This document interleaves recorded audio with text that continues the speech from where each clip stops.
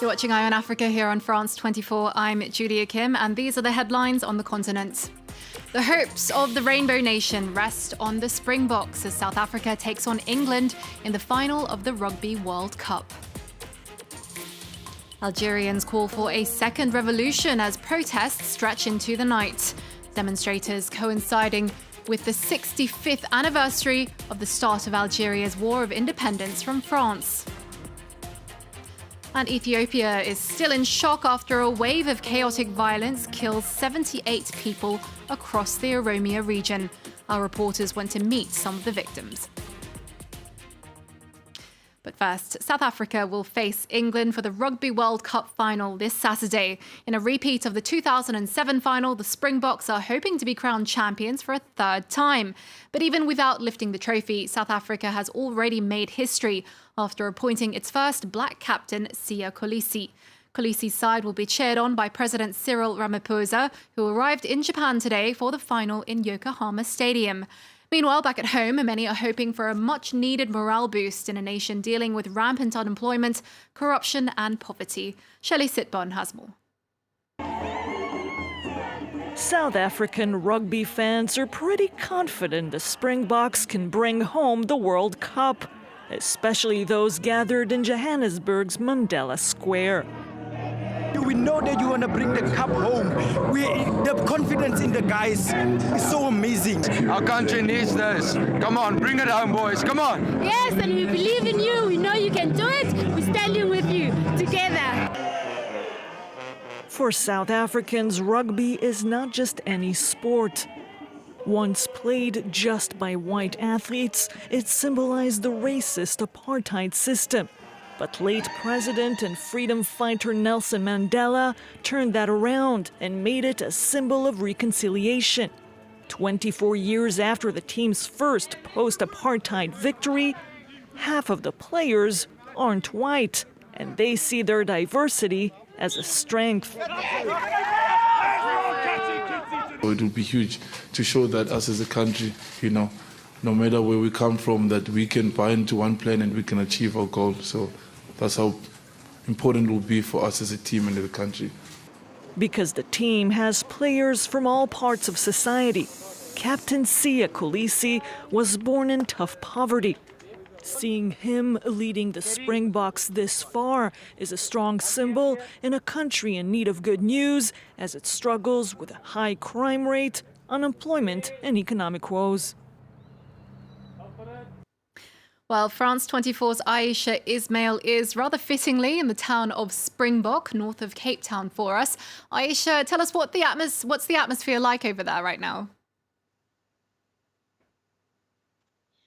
Well, South Africans are united in their support for the Springboks. We saw at the Nelson Mandela Square in Johannesburg, thousands of people gathering to sing the South African national anthem ahead of the game tomorrow. And also here in this tiny town of Springbok, people will be celebrating tomorrow. City has put up a big screen where people will be able to come and watch the game at a taxi rank, which has now been turned into a fan park. And South Africans that I spoke to earlier today were saying this is what they need. This is what the country needs to be united again.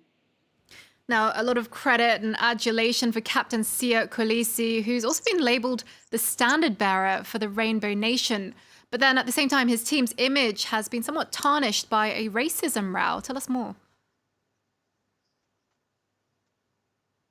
Well, of course, everybody is looking at Siya Kolisi, so the pressure is really on him. We saw people today also wearing rugby shirts, wearing rugby caps, and also waving the rugby flag and the South African flag and saying that they are counting on Siya Kolisi to bring the Rugby World Cup back again.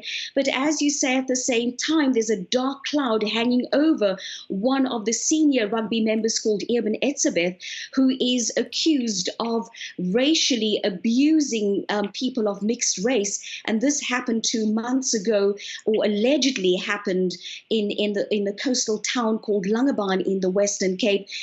Ibn Etzebeth has denied these allegations against him, but the South African Human Rights Commission is investigating the allegations leveled against Ibn Etzebeth. And at the time when it happened, there were calls for him to be sent back home and not to participate in the Rugby World Cup. They're saying that he should not be seen as an ambassador for South Africa while there are these allegations being leveled against him. Okay, Aisha, we'll leave it there, but we'll be following that match here on France 24 tomorrow morning. Thank you very much for that. Now, the streets of Algiers are once again flooded by a sea of protesters as Algeria marks the 65th anniversary since the start of its war for independence from France. For a 37th consecutive Friday, a larger-than-usual crowd called for a complete overhaul to the political system. They also want officials to cancel a planned presidential election on December 12th. But unlike previous occasions, demonstrators have stayed on the streets after sundown. Let's go live to Algiers, where France 24's Monsef Aïd Kassi is standing by for us. Monsef, now, for the first time, we're seeing the protests carry on into the night. Protesters are calling it a second revolution. Why are they calling it that?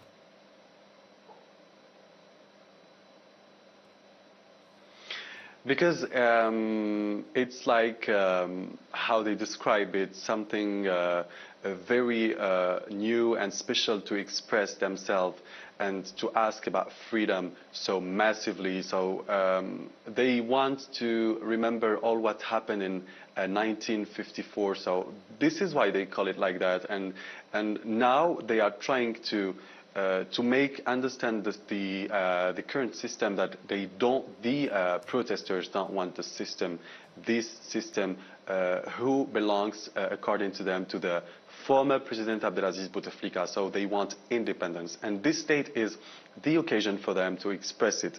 And I'm seeing some of the protesters who are still taken to the streets. This has never happened actually before.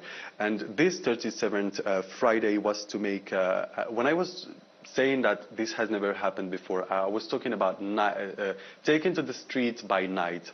So this 37th Friday was the occasion to mark the 65th anniversary of the start of the independence war in 1954 against France. So that's why the demonstrators took to the streets in order to make understand the government that they don't want presidential elections, for example, with this current system, and they are fed up of this system and all the repression, and this is why they continue to be determined until the departure of the whole system. And they wanted today to describe their presence, which is not, the same as previous weeks, because they were numerous and they were so determined, and this historical date was the occasion for them to take to the streets. Even for people who have never taken to the streets, they did it today. So the mobilization was very important. Now, as you were saying, protesters have made it clear that they do not want a presidential election to take place on December 12th. But nonetheless, it seems the vote is still going ahead.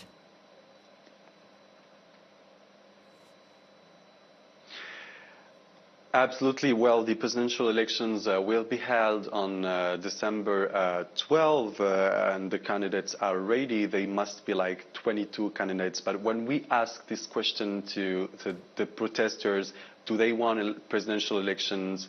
They explain that they want a presidential election and they want a new president for their country, but they don't want them to be organized by the same figures of the system. So this is one of the reasons why they still are taken to the streets. Another reason is they are asking the government to release the prisoners who have been in jail because they expressed their opinions, or they were with the Berber flag, for example. So now they are still in prison. So for all these demonstrators, it is inconceivable for them to go and to vote and to hold these presidential elections while the system seems not to understand their demands. So this is why today they said they will never stop taking to the streets until the government stops the repression and also the incarcerations.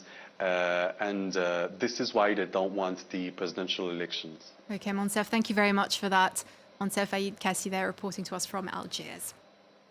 Now let's turn now to Tunisia, where the Ennahda party has set its agenda for a new government promising to tackle corruption and poverty. Ennahda came first in last month's legislative elections, but fell well short of an outright majority.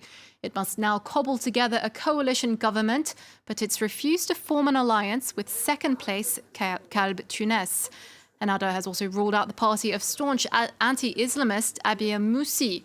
Moussi had served in the regime of former autocrat Zine El Abidine Ben Ali, who was ousted during the country's landmark 2011 revolution. We have confirmed more than once throughout our election campaign that we won't consider any alliance with parties who still deny the revolution, with those who don't believe in democracy, and with those who are still attracted by the past and by dictatorship. Ennahda's position is to refuse all discussions or consultations with Abiy Moussi's Free Desturian party. Now, abnormally heavy rains have killed at least 10 people and displaced more than 270,000 in Somalia. The victims died when a river in the central town of Beledweyne burst its banks, capsizing their boat. Witnesses say they had been trying to rescue stranded residents.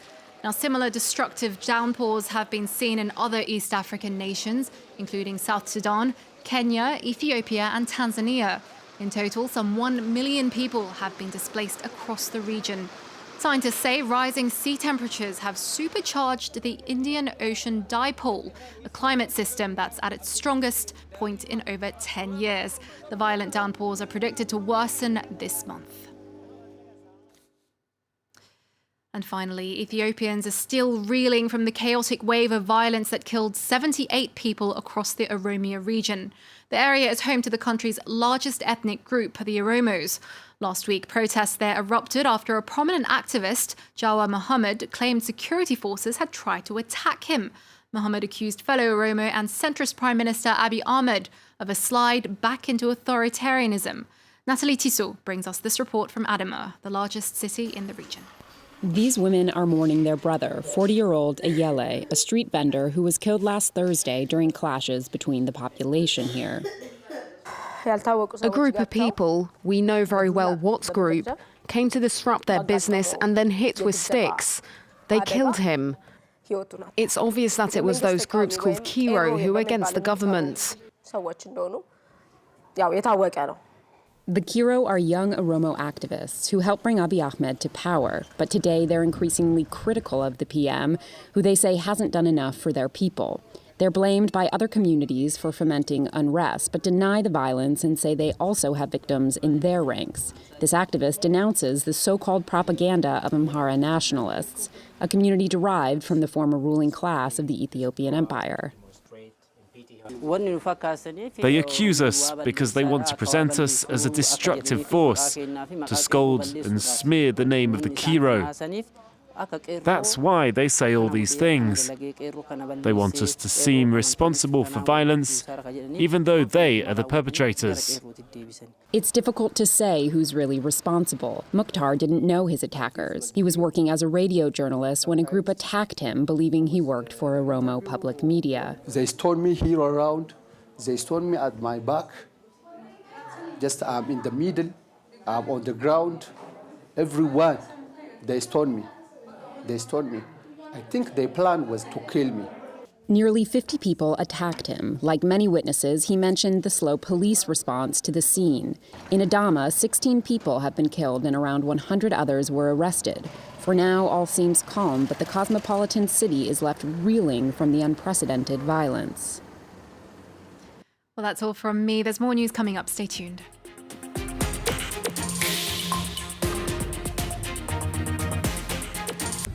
Journalists are not welcome in these parts of the Congo Basin. A France 24 crew sneaked in cameras to find out about the damage caused by the cultivation of hevea, the raw material from which rubber is made.